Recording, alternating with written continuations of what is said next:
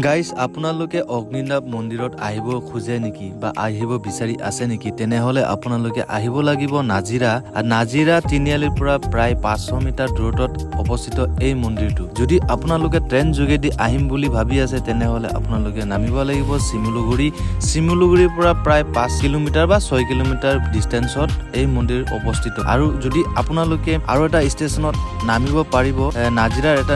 station আছে তাতো আপোনালোকে নামিব পাৰিব তাৰ পৰা প্ৰায় 1 কিলোমিটাৰ ডিষ্টেন্সত এই মন্দিৰ অৱস্থিত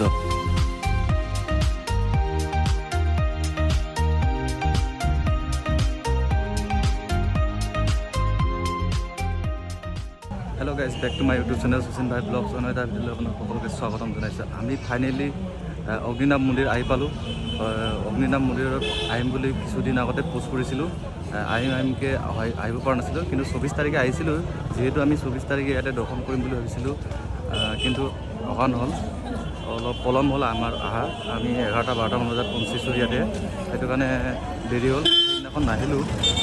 আজি ফাইনেলি যোৱাকালি আহিম বুলি ভাবিছিলোঁ যোৱাকালি বন্ধ আছিল সেইটো কাৰণে যোৱাকালিও অহা নহ'ল যোৱাকালি অলপ ঘূৰিলোঁ ৰংঘৰ কাৰেংঘৰ এনেকুৱা তাৰপিছত আজি ফাইনেলি আহিলোঁ ৰাতিপুৱা 9:30 বজাত আহি পালোঁ এতিয়া আমি লাইনত আছোঁ আৰু আপোনালোকৰ লাইনত আৰু দেখাই আছোঁ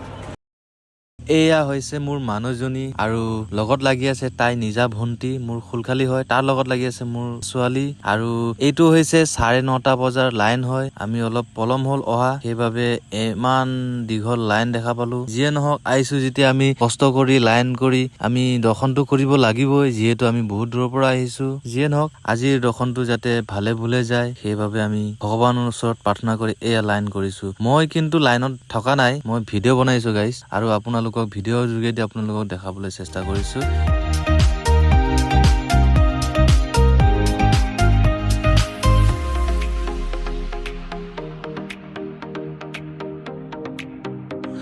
আৰু আপোনালোকে নিজা গাড়ী লৈ আহিম বুলি যদি ভাবে তেনেহলে আপোনালোকে ইয়াতে কাৰ পাৰ্কিং আছে আপোনালোকে কাৰ পাৰ্কিঙত থব লাগিব কাৰ পাৰ্কিঙত মাত্ৰ আপোনাৰ 50 টকা লোৱা হয়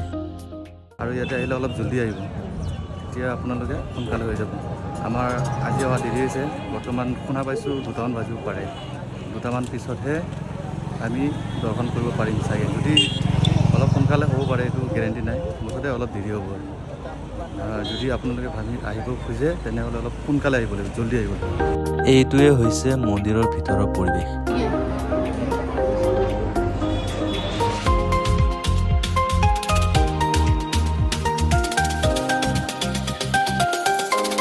আমি শৰাই আগবঢ়াম বুলি ভাবি আহিছিলোঁ সেয়েহে ইয়াত আমি 501 টকা দি শৰাইৰ বাবে টিকেট কাটি ললোঁ যদিহে আপুনিও যদি শৰাই আগবঢ়াম বুলি ভাবিছে বা ভাবি আহিছিল তেতিয়াহ'লে আপোনালোকে ইয়াতে আহি টিকেটটো কাটি ল'ব 501 টকা লৈ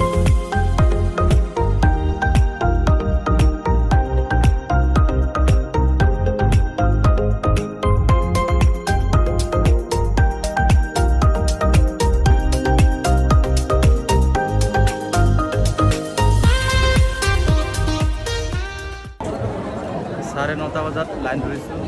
এতিয়া বাজিছে 12:30 3 ঘণ্টা পূৰাপূৰি লাগিছে এতিয়া আমি ওচৰ কাষ চাপি আহি পালোঁ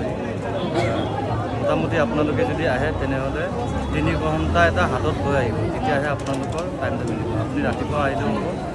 8-9 বজাত আহিলেও হ'ব কিন্তু 3 ঘণ্টামান লাগিব গাইজ আজিৰ ভিডিঅ' ইমানেই আছিল যদি ভিডিঅ'টো ভাল লাগিছে তেনেহ'লে এটা লাইক কমেণ্ট শ্বেয়াৰ এটা কৰি দিব আৰু শেষত ছাবস্ক্ৰাইব কৰিবলৈ নাপাহৰিব